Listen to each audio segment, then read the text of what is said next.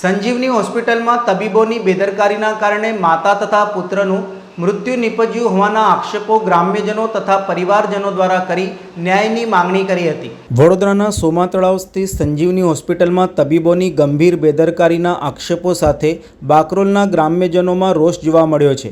ગ્રામ્યજનોના જણાવ્યા મુજબ પ્રસૂતિ દરમિયાન તબીબોની બેદરકારીના કારણે જન્મતાની સાથે બાળકનું મૃત્યુ નિપજ્યું હતું। ઘટના બાદ 4 દિવસના અંતરે માતા ભૂમિકાબેન ભાલિયાનું પણ સારવાર દરમિયાન મૃત્યુ થયું હતું।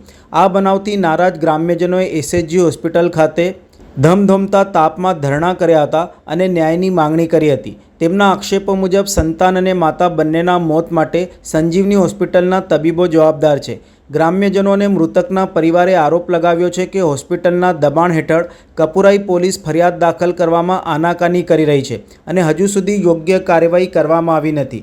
ઘટનાના વિરોધરૂપે ગ્રામ્યજનોએ નારાજગી વ્યક્ત કરતા ગંભીર સૂત્રોચ્ચારો પણ કર્યા હતા અને જાહેર રીતે એલાન આપ્યું હતું કે ન્યાય ન મળે ત્યાં સુધી ધરણા ચાલુ રખાશે। ગ્રામ્યજન લાલાભાઈએ મીડિયા સાથેની વાતચીત કરતાં જણાવ્યું હતું કે ડૉક્ટરની બેદરકારીના કારણે અમારે બંને જીવ ગુમાવવા પડ્યા છે। અમે ન્યાયની માંગણી કરીએ છીએ। તે જ રીતે બાકરોલ ગામના સરપંચ કમલેશભાઈ બારિયાએ પણ જણાવ્યું હતું કે આ મામલે સખત કાર્યવાહી થવી જોઈએ અને સંજીવની હોસ્પિટલ સામે કાયદેસરની કાર્યવાહી થાય એ માટે અમે ધરણા ઉપર બેઠા છીએ।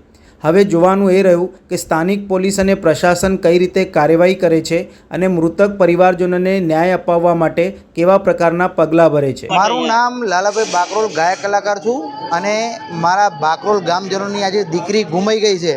મને એ મન દુઃખ છે અને આજે પોલીસ પણ આજે 22 તારીખની અરજી આપેલી હતી કપુરાઈ પોલીસ સ્ટેશનમાં અને કપુરાઈ પોલીસ સ્ટેશન કોઈ નિર્ણય લાવ્યો નથી। આજે તારીખ થઈ છે, આપણે 27 તારીખ થઈ છે અને કાલની અમારી દીકરી ગુમ થઈ ગયેલી છે। આજે ગુમ થઈ ગઈ એટલે મતલબ કે ડેટ થઈ ગયેલી છે। આજે ડેટ ઉપર આજે અમારી દીકરી આજે પરિવારજનોનું કોઈ નથી સાહેબ, આજે ધારણા ઉપર બેઠેલા છે।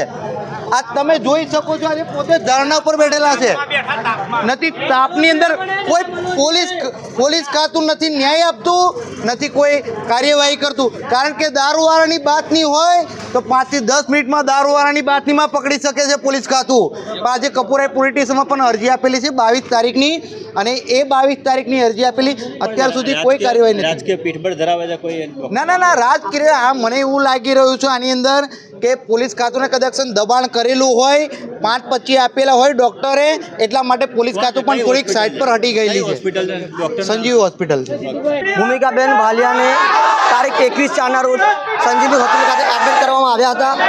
ત્યારબાદ એમનું સવારે 4 વાગે એડમિટ કર્યા હતા। 21 તારીખે સાંજના 5 વાગે એમને ડિલિવરી કરવામાં આવી હતી। અમે એની પહેલાં કીધું કે તમે નોર્મલ ડિલિવરી સીધર કરી દો, પણ એ લોકોએ ના પાડ્યું કે ના અમે નોર્મલ ડિલિવરી કરાવશું। એવું કરીને 5 વખત 5:30 એમને ડિલિવરી કરાવડાવી, સીઝર કર્યું, એક બાળકને જન્મ આપ્યો, એ બી ઓન ધ સ્પોટ ભરી ગયેલું હતું, અમને બતાડવામાં આવ્યું નથી। બીજા દિવસે બાળકને મરણ જાહેર કરેલ છે આ લોકોએ।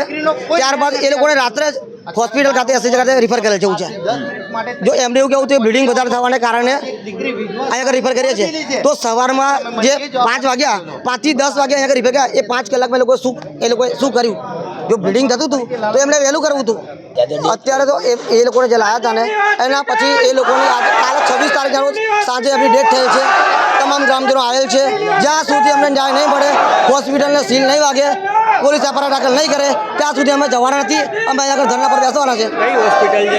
સંજીવની હોસ્પિટલની ગંભીર બેદરકારી લીધે આ બનાવ બનેલ છે। પોલીસ કહે છે કે અમે એડી દાખલ કરી છે, પણ અમે કીધું અમે એફઆઈઆર દાખલ કરો ત્યાં તમે બોડી સ્વીકારશો, બાકી અમે બોડી સ્વીકારવાના નથી અને અમે અહીં ધરણા પર બેસવાના છે।